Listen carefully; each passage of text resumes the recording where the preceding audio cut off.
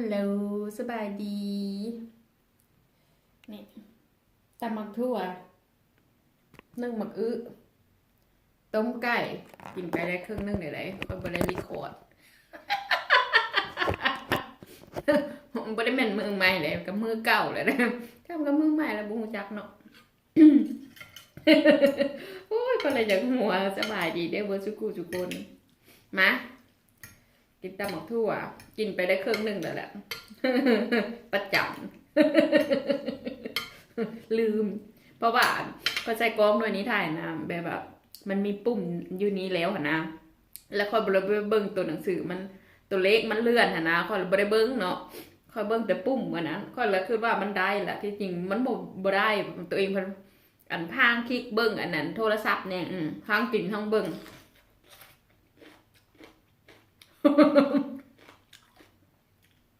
นะกินบ้วนกินส้มกับเบลมือหรอกสบายดีวันจันทร์เด้อมื้อนี้ตำถั่วลวกข้าวปุ้น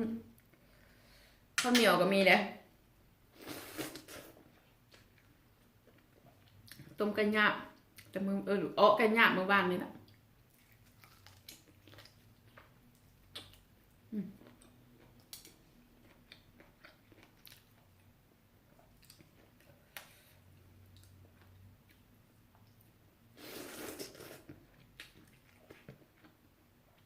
ตำหมกถั่วเนี่ยเขาใช้น้ำอีปูน้ำ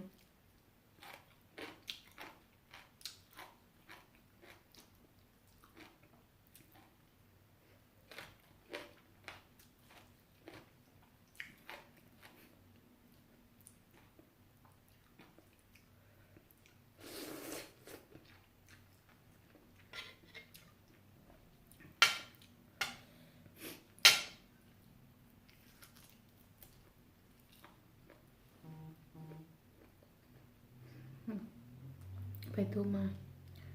ไปแท็กมาแล้วพ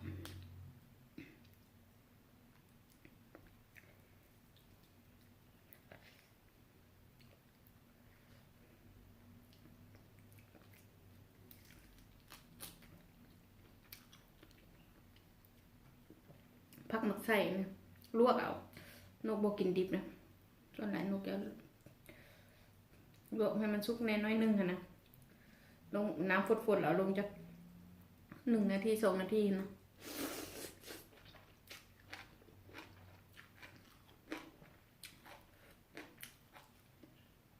กล้องตัวนี้บ่ค่ะบ่แจ้งคือกล้องหน่อยเนี่ยตัวนี้มันเป็น Galaxy ยัง S7 ตัวเก่านะเพราะว่ามันอันโทรศัพท์หน่วยนี้เอามาไว้นั้นยันกระเจ้าโทรหาให้กระเจ้าเบิ่งพี่น้อยฮะสิเมื่อลาว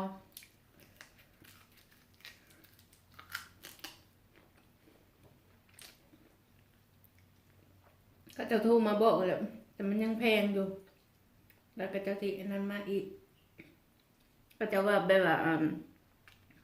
มันแพงอยู่ก็จะว่านะ1,300 1,400มันยังแพงก็จะว่าถ้าเบิ่งอีกก้อนมาสั่น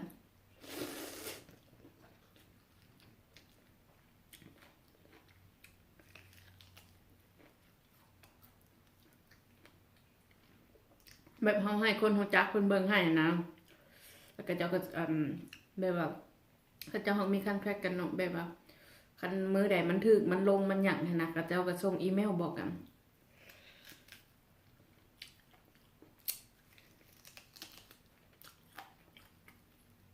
เรื่องคอมพิวเตอร์เรื่องอันนี้เนี่ยก็บ่ฮู้ดอกเทคโนโลยีเนี่ยแต่ขณะอัดคลิปลงอัน YouTube นี่ค่อยก็ยังปูป่าเบิ่งแน่อันกินไปครึ่งนึงแล้วค่ะก็มาเบิ่งว่าเอาบ่ได้อันบีบเลยขอตัวเองว่า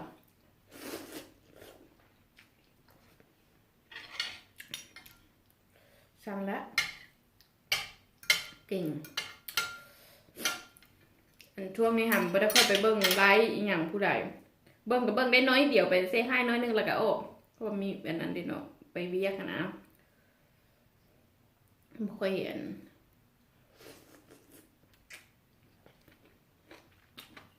ไม่ค่อยมีเวลาหลาย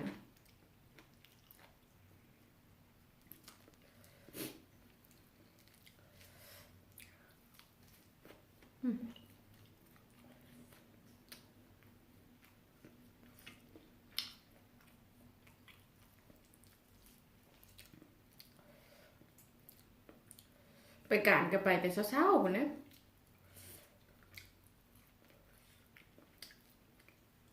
ห้อง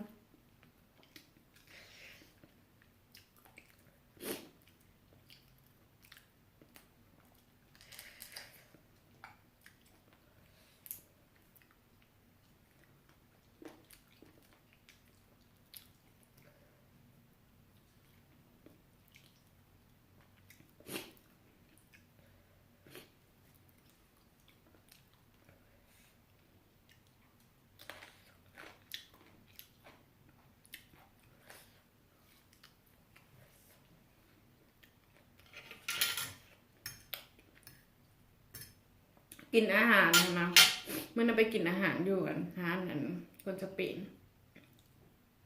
มาเงินคนยังมาหากินข้าวอีกเลยเดี๋ยวกินยังกับแล้ว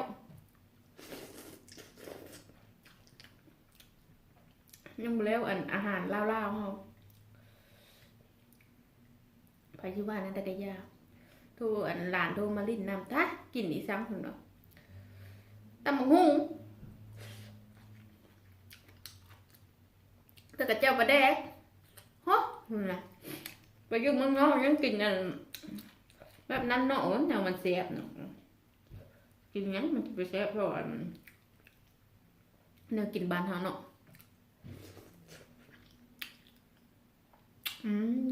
7 นาทีแล้วไปแล้วพวกเจ้าขอบใจด้วยทุกคนที่กดติดตามขอบใจทุกกำลังใจขอบใจพี่น้องชาวไทยพี่น้องชาวลาวทางเกาหลีทางญี่ปุ่นทางอเมริกาออสเตรเลีย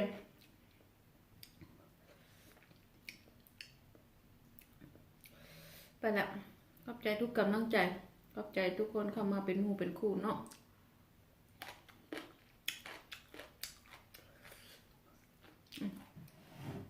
อิ่มละกินหมดแกเผ็ดบ้านเขาเอิ้นมักอึเด้อภาษาลาวเอิ้นมักอึภาษาไทยเพิ่นเอิ้นเนี่ยฟักทองเนาะเผ็ดอ่ะกินแกเผ็ดก่อน